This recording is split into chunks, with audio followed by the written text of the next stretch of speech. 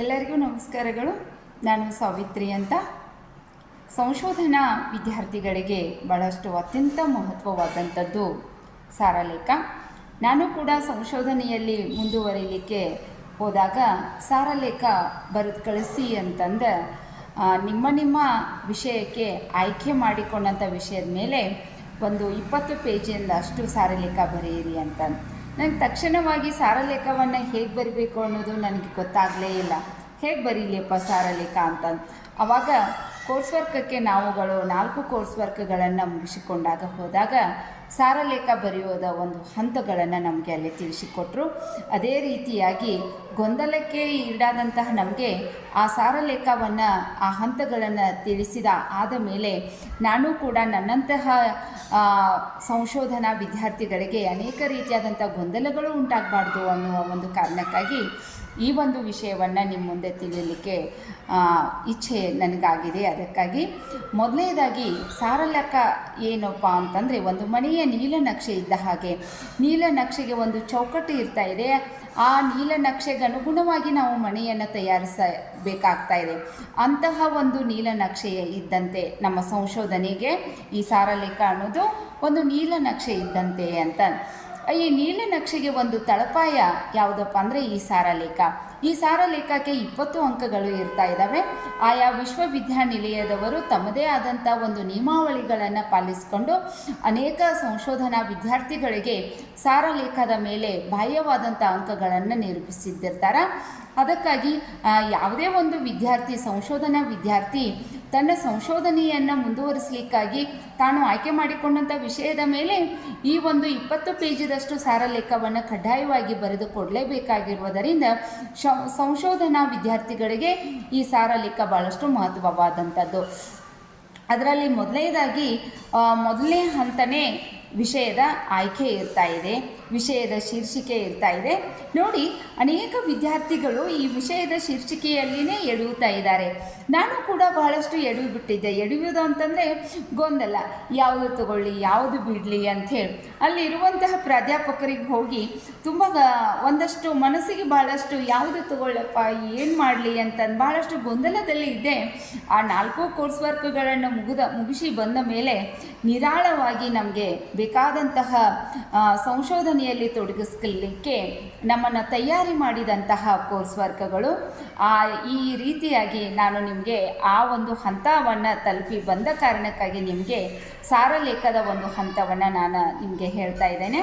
ಮೊದಲನೇದಾಗಿ ಸಂಶೋಧನಾ ವಿದ್ಯಾರ್ಥಿಗಳು ಆಸಕ್ತಿಗನುಗುಣವಾಗಿ, ತಮ್ಮ ಪ್ರತಿಭೆಗನುಗುಣವಾಗಿ, ತಮ್ಮ ಒಂದು ಧೈರ್ಯದ ಅನುಗುಣವಾಗಿ, ತಮ್ಮ ಒಂದು ವಿಷಯಕ್ಕೆ ಆಸಕ್ತಿ, ಇಚ್ಛೆ, ಪ್ರತಿಭೆ, ಕ್ರಿಯಾಶೀಲತೆ, ಧೈರ್ಯ ಇವುಗಳೆಲ್ಲವನ್ನು ರೂಢಿಸಿಕೊಂಡಂತಹ ವಿದ್ಯಾರ್ಥಿಗಳು ವಿಷಯವನ್ನು ಮೊದಲನೇದಾಗಿ ಆಯ್ಕೆ ಮಾಡಿಕೊಳ್ಳುವುದರಲ್ಲಿ ಬಹಳಷ್ಟು ಹುಷಾರಾಗಿರಬೇಕು.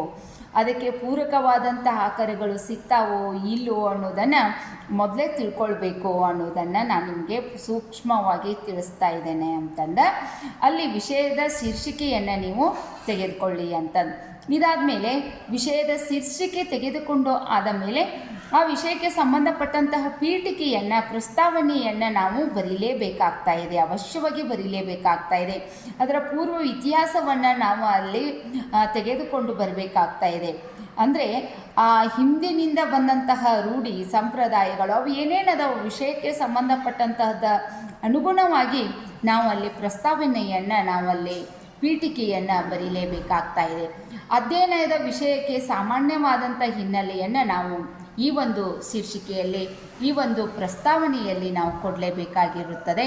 ಅಧ್ಯಯನಕ್ಕೆ ಕಾರಣವಾಗಿರುವಂತಹ ಪರಿಸ್ಥಿತಿ ಏನು, ಅಧ್ಯಯನಕ್ಕೆ ಏಕೆ ನಾನು ಈ ಅಧ್ಯಯನವನ್ನು ಕೈಗೊಂಡಿದ್ದೇನೆ, ಮಹತ್ವತೆ ಏನಿದೆ, ಯಾಕೆ ಕೈಗೊಂಡಿದ್ದೇನೆ ಅನ್ನುವಂತಹ ಕಾರಣಗಳನ್ನು ನಿಮ್ಮ ಮನಸ್ಸಿನೊಳಗನೆ ಹಾಕಿಕೊಂಡು ಅದಕ್ಕೆ ಸೂಕ್ತವಾದಂತಹ ಉತ್ತರವನ್ನು ನೀವು ಈ ಒಂದು ಹಿನ್ನೆಲೆಯಲ್ಲಿ ಹಾಕಲೇಬೇಕಾದಂಥದ್ದು, ಅವಶ್ಯವಾದಂಥದ್ದು ಅಂತಂದು ನಿಮಗಿಲ್ಲಿ ನಾನು ಹೇಳಲಿಕ್ಕೆ ಇಷ್ಟಪಡ್ತಾ ಇದ್ದೇನೆ ಅಂತ. ಮುಂದಿನ ಒಂದು ಹಂತ ಅಧ್ಯಯನದ ಉದ್ದೇಶ. ನೋಡಿ, ಬಹಳಷ್ಟು ಸಂಶೋಧನೆಯಲ್ಲಿ ಉದ್ದೇಶಗಳು ಬಹಳಷ್ಟು ಮಹತ್ವವಾದಂಥದ್ದು. ಯಾವುದೇ ಸಂಶೋಧನಾ ವಿದ್ಯಾರ್ಥಿಯನ್ನು ಗಮನಿಸಬೇಕಾಗಿರತಕ್ಕಂಥದ್ದು ಈ ಉದ್ದೇಶಗಳೇ. ಈ ಉದ್ದೇಶಗಳ ಅನುಗುಣವಾಗಿಯೇ ಆ ಒಂದು ಥೀಸಿಸ್, ಆ ಒಂದು ಸಂಶೋಧನಾ ಮಹಾಪ್ರಬಂಧ ಗ್ರಂಥ ಹೇಗೆ ಅನ್ನೋದು ನಮಗೆ ಗೊತ್ತಾಗ್ತಾ ಇದೆ. ನಾವು ಹಾಕಿಕೊಂಡಂಥ ಉದ್ದೇಶಗಳು ಹೇಗಿದ್ದಾವೆ, ಯಾವ ರೀತಿಯಾದಂಥ ಫಲಿತತೆಯನ್ನು ಇವು ಹಾಕಿಕೊಂಡಂಥ ಮುಂದೆ ಯಾವ ರೀತಿ ಫಲಿತತೆಯನ್ನು ಕಂಡುಕೊಳ್ತಾ ಇದ್ದಾವೆ ಅನ್ನೋದನ್ನು ಆ ಉದ್ದೇಶದಲ್ಲಿ ನಾವು ತಿಳಿಸಲೇಬೇಕಾಗ್ತಾ ಇದೆ. ಸಮಸ್ಯೀಕರಣ ಏನು, ಪ್ರಾಕಲ್ಪನೆ ಏನು, ಪೂರ್ವ ಅಧ್ಯಯನಗಳು ಏನೇನು ಅನ್ನೋದನ್ನು ನಾವು ಈ ಉದ್ದೇಶಗಳಲ್ಲಿ ಹಾಕಿಕೊಂಡು ಮುಂದೆ ಹೋಗಬೇಕಾಗ್ತಾ ಇದೆ. ಯಾವುದರಲ್ಲಿ? ಈ ಸಾರಲೇಖದಲ್ಲಿ. ಇಷ್ಟೆಲ್ಲವನ್ನು ನಾವು ಅಲ್ಲಿ ತೆಗೆದುಕೊಂಡು ಆದ ಮೇಲೆ ಮುಂದಿನ ಒಂದು ಹಂತ ಘಟ್ಟ ಯಾವುದಪ್ಪ ಅಂದರೆ ಅಧ್ಯಯನದ ವ್ಯಾಪ್ತಿ ಅಂತ. ಯಾವುದೇ ಒಂದು ಸಂಶೋಧನಾ ವಿದ್ಯಾರ್ಥಿ ತೊಡಗಿಸ್ಕೊಳ್ಬೇಕಾಗಿತ್ತಂದರೆ ಒಂದು ವ್ಯಾಪ್ತಿ ಒಂದು ಚೌಕಟ್ಟನ್ನು ಹಾಕ್ಕೊಳ್ಬೇಕಾಗ್ತಾ ಇದೆ. ನೋಡಿರಿ, ಮನೆಯನ್ನು ಕಟ್ಕೊಳ್ಬೇಕಾಗಿತ್ತಂದರೆ ನಮ್ದು ಇಂತಿಷ್ಟೇ ಬೌಡ್ರಿ ಇರ್ತದೆ, ಅದರಲ್ಲೇ ಮಾತ್ರ ನಾವು ಮನೆಯನ್ನು ಕಟ್ಟಬೇಕಾಗ್ತಾ ಇದೆ. ಆ ಮನೆಯನ್ನು ಅಕಸ್ಮಾತ್ ಒಂದು ಹೆಜ್ಜೆ ನಾವು ಮುಂದೆ ಇಟ್ಟರೂ ಕೂಡ ಬೇರೆಯವರು ಅದನ್ನು ಕೆಡುತ್ತಾ ಇದ್ದಾರೆ. ಹಾಗೆಯೇ ಇದು ಕೂಡ ಮಹಾಪ್ರಬಂಧ ಕೂಡ. ಹಾಗಾದರೆ ವ್ಯಾಪ್ತಿ ನಮ್ಮದು ಎಷ್ಟಿದೆಯೋ ಅಷ್ಟರಲ್ಲೇ ನಾವು ಆ ಸಂಶೋಧನೆಯನ್ನೇ ಒಂದು ಕಾಲಘಟ್ಟವನ್ನು ನಾವು ಗುರುತಿಸಬೇಕಾಗ್ತಾ ಇದೆ. ಎಷ್ಟು ಆಕಾರಗಳನ್ನು ನಾವು ತೆಗೆದುಕೊಂಡಿದ್ದೇವೆ ಅನ್ನೋದನ್ನು ನಾವಲ್ಲಿ ಹೇಳಬೇಕಾಗ್ತಾ ಇದೆ. ಒಂದು ಆಕಾರಗಳಿದ್ರೂ ಕೂಡ ನಾವು ಅನೇಕ ರೀತಿಯಾದಂತಹ ಅಲ್ಲಿ ನಾವು ಅದನ್ನು ವಿಸ್ತಾರ ಮಾಡ್ಕೊತ ಹೋಗಿ ನಾವು ಗುರುತಿಸ್ಬೋದು. ವ್ಯಾಪ್ತಿ ಒಂದು ಕಾಲಘಟ್ಟವನ್ನು ಹಾಕೋಬೇಕು, ಒಂದು ಯಾವುದೇ ಒಂದು ಪ್ರದೇಶವನ್ನು ಹಾಕ್ಕೊಂಡಿರಬೇಕು. ಇವುಗಳನ್ನು ಅಲ್ಲಿ ನೀವು ಸೂಚಿಸಲೇಬೇಕಾಗ್ತಾ ಇದೆ. ಇದಾದ ಮೇಲೆ ಅಧ್ಯಯನದ ವೈಧಾನಿಕತೆ ಭಾಳಷ್ಟು ಮಹತ್ವವಾದಂಥದ್ದು. ಸಂಶೋಧನಾ ವಿದ್ಯಾರ್ಥಿಗಳಿಗೆ ವೈಧಾನಿಕತೆ ಭಾಳಷ್ಟು ಮಹತ್ವವಾದಂಥದ್ದು. ಈ ವೈಧಾನಿಕತೆಯಲ್ಲಿ ಆಕಾರಗಳು ಇರ್ತಾ ಇದ್ದಾವೆ. ಮೂಲವಾದಂಥ ಆಕಾರಗಳು, ಮುಖ್ಯವಾದಂಥ ಆಕಾರಗಳು ಯಾವುವು ಅನ್ನೋದನ್ನು ಅಲ್ಲಿ ನಾವು ತಿಳಿದುಕೊಳ್ಬೇಕು.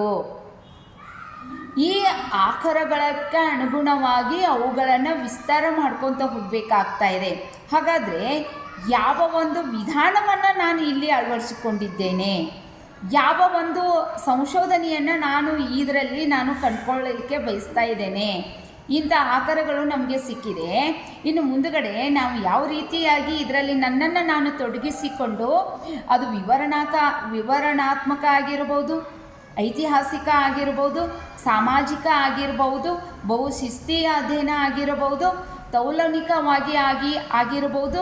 ಹೀಗೆ ಯಾವ ಒಂದು ವಿಧಾನದಲ್ಲಿ ನಾನು ಈ ಸಂಶೋಧನೆಯನ್ನು ಮಾಡ್ತಾ ಇದ್ದೇನೆ ಅನ್ನೋದನ್ನು ವೈಧಾನಿಕತೆಯನ್ನು ನಾವಲ್ಲಿ ಗುರುತಿಸಿಕೊಂಡು ಹೋಗಬೇಕಾಗ್ತಾ ಇದೆ.